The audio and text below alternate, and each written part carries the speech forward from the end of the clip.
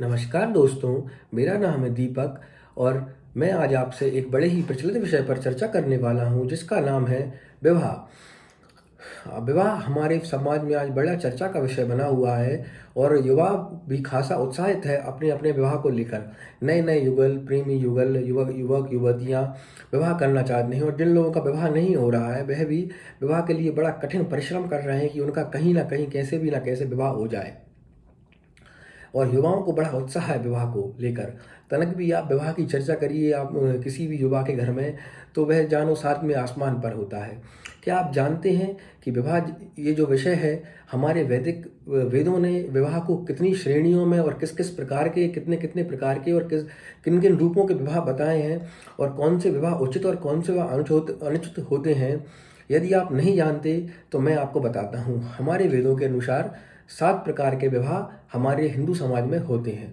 पहला विवाह है ब्रह्म विवाह। ब्रह्म विवाह माना जाता है जब कोई पढ़ा लिखा पुरुष दोनों परिवारों की रजा से वह विवाह करता है और वह अपनी पत्नी का भरण पोषण करने में स्वयं सक्षम रहता है, ज्ञाता रहता है, ज्ञानी रहता है और वह सबको स्वीकारणीय होता है। इस प्रकार के विवाह को हम ब्रह्म विवाह कहते हैं। ब्रह्म विवाह वेदों को, देवों को, समाज को, शास्त्रों को सर्व स्वीकारणीय होता है। दूसरे प्रकार का विवाह होता है दैव विवाह।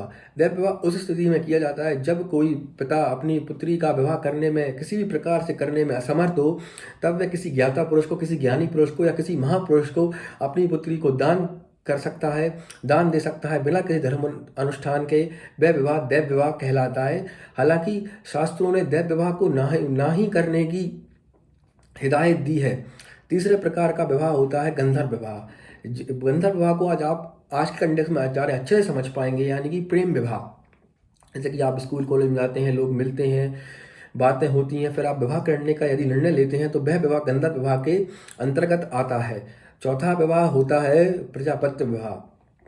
प्रजापत्य विवाह बिल्कुल ब्रह्म विवाह की तरह ही होता है, किंतु इसमें कन्या का दान वर को नहीं, वर के पिता को किया जाता है, क्योंकि प्रजापत्य विवाह वर और वधू की अल्प आयु में ही कर दिया जाता है। छठा प्रकार का विवाह होता है असुर विवाह। असुर विवाह में जब कोई कुंवारी कन्या को उसके पिता किसी वर को या किसी पुरुष को देते हैं और उसके बदले कोई नकदी रकम या जमीन का टुकड़ा लेते हैं, तो वह विवाह असुर विवाह के अंतर्गत आता है।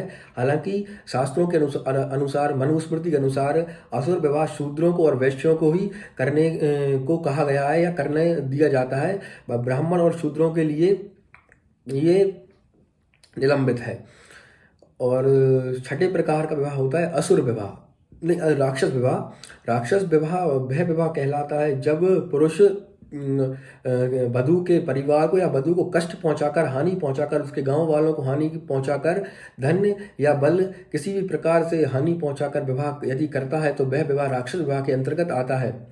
और अंतिम विवाह होता है पिशाच विवाह। शास्त्रों ने पिशाच विवाह को सबसे निंदनीय विवाह करार दिया है। पिशाच विवाह में जब कोई स्त्री नशे में हो या फिर नींद में हो या उसकी मानसिक स्थिति सही ना हो, उस स्थिति में कोई पुरुष यदि उसका गलत तरीके से फ़ायदा उठाने की कोशिश करता है या उसके साथ दुष्कर्म करता है और फिर समाज उन दोनों का विवाह करने की घोषणा करता है या दबाव से विवाह कराता है, तो वह विवाह पिशाच विवाह के अंतर्गत आता है। धन्यवाद।